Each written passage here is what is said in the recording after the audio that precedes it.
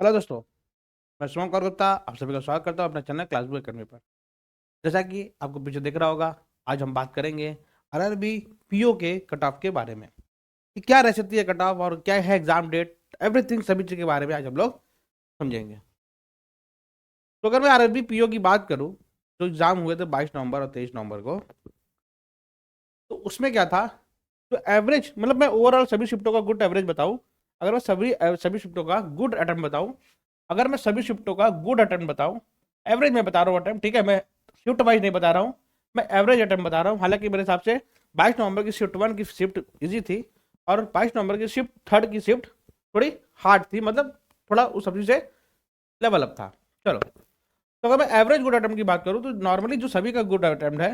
वो कहीं ना कहीं 45 से 55 के बीच में अराउंड कर रहा है।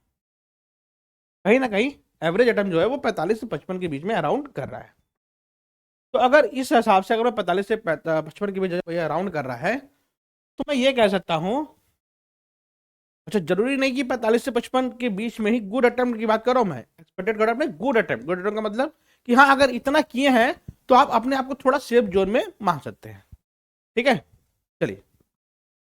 तो अगर मैं इस हिसाब से देखूं, अगर मैं पूरा पूरा एनालिसिस लगाऊं और नॉर्मलाइजेशन भी होगा, क्योंकि शिफ्ट में वेरिएशन है, अगर शिफ्ट में वेरिएशन है तो नॉर्मलाइजेशन तो होगा ही होगा। और नॉर्मलाइजेशन कैसे होगा, इस चीज की सटीकता बैठती है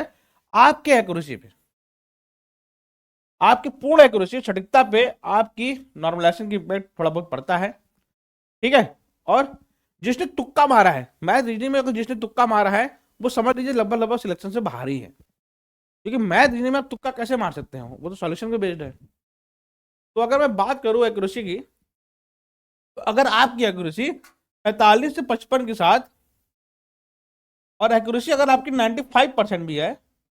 95% का मतलब आपने जितना किया उसमें से एक या दो क्वेश्चन गलत हुआ है होगा केवल,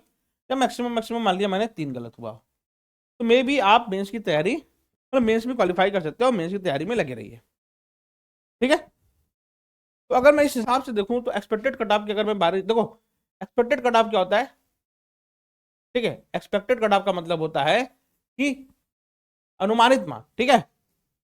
क्या है अनुमानित कट ऑफ, क्या है अनुमानित कट ऑफ। अगर मैं एक्सपेक्टेड कट ऑफ की बात करूं, अगर मैं अनुमानित कट ऑफ की बात करूं, अनुमानित का मतलब होता है यही कि मैं बहुत बार बोल रहा हूं, अरबी बोल रहा हूं कि अनुमानित कट ऑफ का मतलब होता है अनुमान होना, सटीकता नहीं कि हाँ यही होगा कट ऑफ।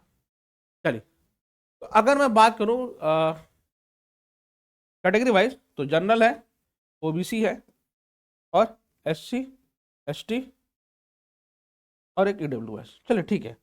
मैं जनरल, ओबीसी और ईडब्ल्यूएस की बात करता हूँ फिलहाल, और एससी एसटी अपने आप को उस हिसाब से नंबर से हिसाब से वेरिएशन मार लेंगे। तो अगर मैं जनरल की बात करूं तो जनरल की कहीं ना कहीं कट ऑफ मुझे, अच्छा ये स्टेट वाइज भी वेरी करती है, ये स्टेट वाइज भी वेरी करती है। तो जनरल की कट ऑफ अगर मैं मान के चलूं तो ये जाएगा लगभग लगभग मेरे हिसाब से स्टेट वाइज वेरी में 5 ± 5। ठीक है, स्टेट वाइज वेरी करेगी बहुत। ओबीसी की कट ऑफ कहीं ना कहीं मुझे लग रही है कि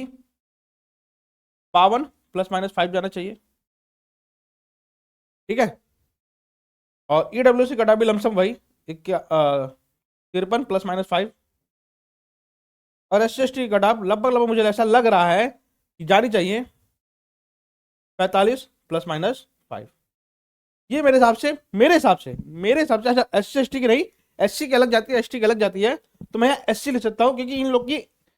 ये देखिए इन कैटेगरी की मैं कट ऑफ मैं प्रेडिक्ट नहीं कर सकता हूँ। हालांकि मैंने आपको बताया कि 45 ± 5 है, लेकिन इन दोनों की मैं कट ऑफ प्रेडिक्ट नहीं कर सकता हूँ, क्योंकि इनमें बहुत वेरिएशन होता है, बहुत ही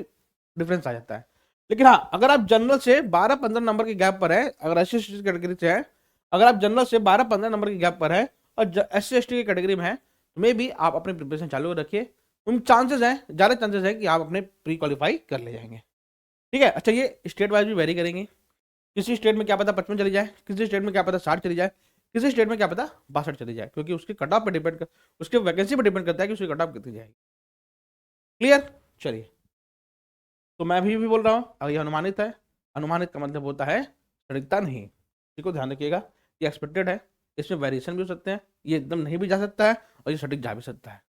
क्लियर, चलिए, तो धन्यवाद आप सभी का, धन्यवाद आप सभी का इसमें जुड़ने के लिए, और जब नए हैं तो जरूर हमारे चैनल को सब्सक्राइब कर लीजिएगा। और इसी तरीके से वीडियो अपडेट के लिए, हर एक चीज़ के अपडेट के लिए, बैंक, एसएससी, सीजीएल, किसी भी एग्जाम के अपडेट के लिए आप हमारे चैनल को ज्वाइन कर सकते हैं। धन्यवाद।